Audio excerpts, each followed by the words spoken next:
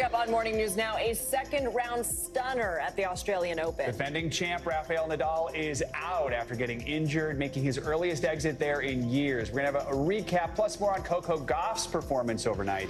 We'll be right back. There has been a shock early exit in this year's Australian Open tournament. Yeah, top seed and defending champ Rafael Nadal lost his second-round match in straight sets against American Mackenzie McDonald.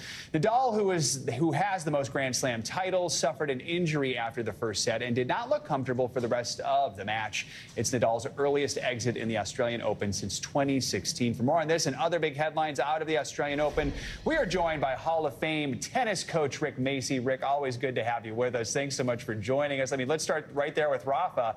I mean, this is just the latest in a series of injury problems for him. How disappointed do you imagine he is to lose like this, and how concerned are you by his injury issues? Well, I'm sure he's disappointed, but in the Grand Slams, it's the best of 5 sets. And he had a tough match before that, and now you got a few days to recover. So it's not surprising. He hasn't played a lot the last 6 months. And as you get older, you know, he relies on his legs. But what I love about this story, he didn't retire. He said, I'm the defending champion. I'm going to play it out. What a class act. But, yeah, as you get older, the legs start to go, and it's getting a little tougher for Rafa. Oh, yeah. Well, Rick, in the women's game, Coco Gauff beat Britain's #1, Emma Raducanu. What do you make of Gauff's performance, and do you think she has the potential to go all the way? Absolutely. I know the family well. She's an Olympic sprinter with a racket in her hand and an attitude. She's the best athlete on the tour. And the wild card is she's only 18 years old, and she's already 7 in the world. So she's only going to get better and better.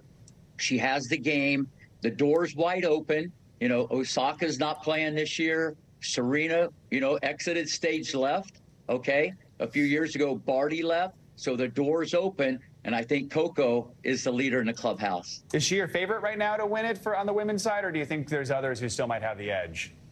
Well, I think Iga would be the favorite from Poland. You know, Swiatek, I mean, she's #1 in the world. But I think Coco can do it. There's no doubt about it. And I think this is her year, and I feel she's definitely going to win a Grand Slam. Rick, we also saw the return of Serbian superstar Novak Djokovic. Last year, of course, we remember the drama playing out. He was deported from the country for not being vaccinated against COVID. Now he's back. He was given a warm reception during his first-round victory. First of all, how strong did he look? And were you surprised at all by the crowd's positive reaction? Well, first off, he's always strong mentally. He has a wrap around his leg, so there's a little bit going on there. He should have played last year, but he didn't. I think he's on a mission. He's definitely the guy to beat. He's definitely the guy to beat. He looked pretty good. There's other players in there, but he's definitely the guy that everybody's shooting after. Obviously, we were seeing some images there of Rafael Nadal. So do you think there's any lasting, I don't want to say damage, but any impacts from all of that vaccine controversy? Not really. I think it's in the rearview mirror, you know, and I'm just glad he's able to play. It's great for the sport.